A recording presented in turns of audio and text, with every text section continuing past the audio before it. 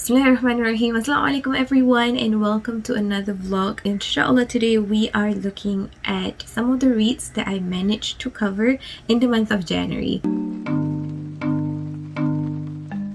So the next book on my list is a faith-related read in which that I have mentioned that I hope to have that sort of balance with regards to my general reads and my faith-related read.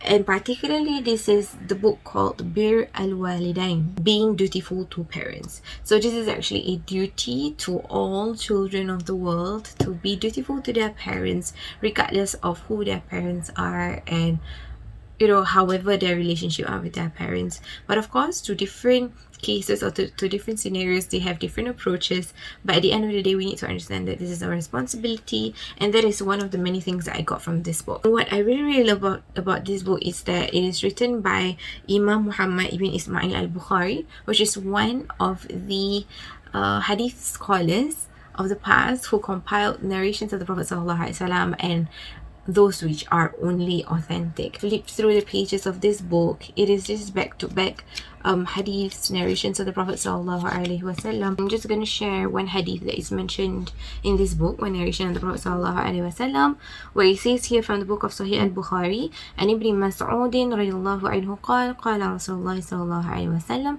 أفضل الأعمال أو العمل الصلاة لوقتها وبر الوالدين, which means Ibn Mas'ud radiyallahu anhu narrates, the Messenger of Allah sallallahu alaihi wasallam said, the most virtuous of deeds, or the most virtuous deed, is the prayer performed on time and being dutiful to parents. This book really is a huge reminder for myself how I have been contributing to my parents and how am I able to be dutiful to them in a better manner, inshallah.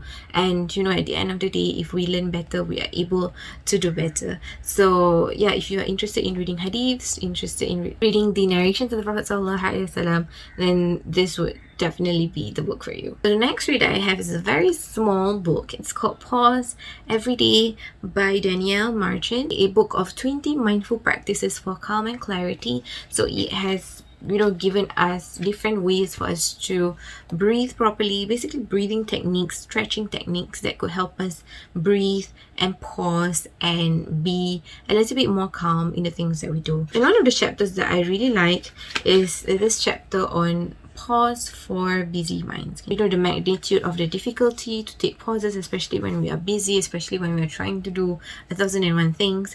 But also at the same time, it has provided with a step-by-step approach with regards to how we are able to practice these breathing exercises or spiral breathing. And if I could just share with you one favorite part of the book here, it is mentioned that when multitasking becomes the norm, we can feel overwhelmed. The mind can start to race and be distracted, making it hard to focus on what needs to be done. And even though we are completely competent, completing even simple things can become difficult. It's a very small book, a very light book that you can bring everywhere for you to be reminded of how to breathe better. If there is one thing that I could share, would be for you to read in the perspective of faith, because there are some Buddhist practices here with regards to their breathing. It's okay for us to read, but it is important for us to filter through our reads and know what is best to practice and what is best to follow the guidelines of our religion, inshallah. The second last book that I have on my list is The Forest of Wool and Steel. This is by Natsu Miyashita, and it is a very interesting read. This is actually a fiction book, and when I was reading through this, I was trying to understand where this whole topic of the forest, the wool and steel would come into place, but I was a bit shocked because it was talking about piano lessons and specifically tuning the piano. So I was like, wait, is this book about forest, wood and steel, or was it about pianos? And little did I notice that there were piano keys here. So this is actually a book about this particular person called Tomura, who was amazed by the work of piano tuners. And before this, I had no idea that piano tuners exist until I read this book. So basically, the job of the piano tuner, from my knowledge of reading this, is that their job is to fine-tune the piano to the preference of the pianist, so that the pianist is able to play with the vibe that they like, with the tone that they like. It's interesting how that job of a piano tuner is not always highlighted as compared to the pianist who plays the piano. but without the piano tuner, the pianist is not able to play the piano in the best form. It's a journey about Tomura learning to be a piano tuner and the encounters that he has met and the bunch of things that he has learned on this journey to become the piano tuner. Now, let me just share with you one of the parts that I really like from this book. It says here, the idea of original sound is the issue. Isn't it more important that a person's memories are evoked rather than the exact same effect created? The happy memories of when her daughter was little and played that piano. If you prefer to read fiction books, if you like, fiction books with concepts, with appreciating life, with mindfulness, and if you want to look at reading up on something new, especially about piano tuners, then you might want to pick up this book, insyaAllah. Last but not least, my final read of the month that I managed to cover would be The $1 Billion Muslim, Why We Need Spiritually Inspired Entrepreneurs, filled with a lot of the experiences of the author with regards to entrepreneurship. If you like to read, experiences and stories of people, then you might want to pick this book up.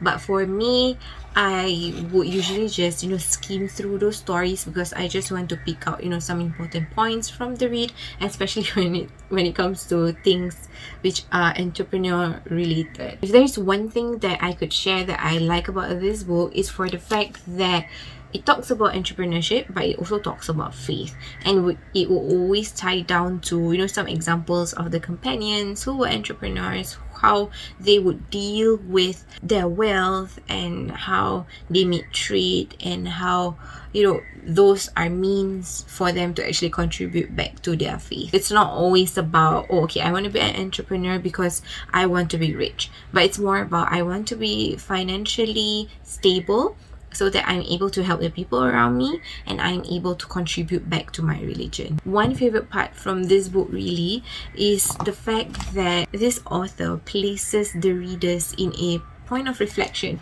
where he was saying something along the lines of, if you have $50, right, and you struggle to donate or give away 10% of that $50, which is $5, right? Then what would guarantee for you to give away or for you to donate a 10% out of maybe 500,000 that you will have later as you thread on the road of becoming an entrepreneur? Gives us a different lens of understanding that yes, sometimes we struggle with the thought of being an entrepreneur or struggle with the thought of having a lot of money because we are afraid that money can change a person.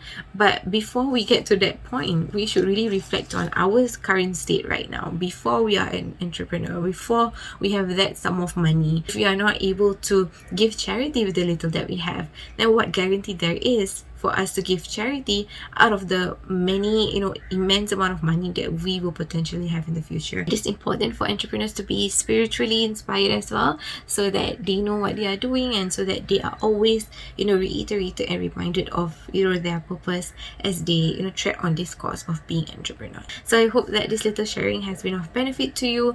Let me know if you are currently reading any books. Shall I consider it for the books that I want to read in the upcoming months? So I hope that we can all continue to love reading and share the joy of reading, because this is definitely an art. Reading is something that really makes full use of your mind. It helps you with your vocabulary, it helps you to use your imagination, it helps you to connect dots of information. I hope from today's vlog you have some form of inspiration with regards to the books that you want to pick up next, or if you want to just start to learn to read, then it's totally fine. Take one step at a time. If you have tried your best and reading is still something that you struggle with, then not to worry, sometimes reading is not for everyone, so you can consider audiobooks, for you to listen to books instead of reading books while you are on your way to work or while you are settling some stuff, and it would be a beneficial period of your time, insyaAllah. I really hope that you enjoyed today's vlog. I know that a lot of you enjoy my reading content, so I hope to produce more of such contents, insyaAllah.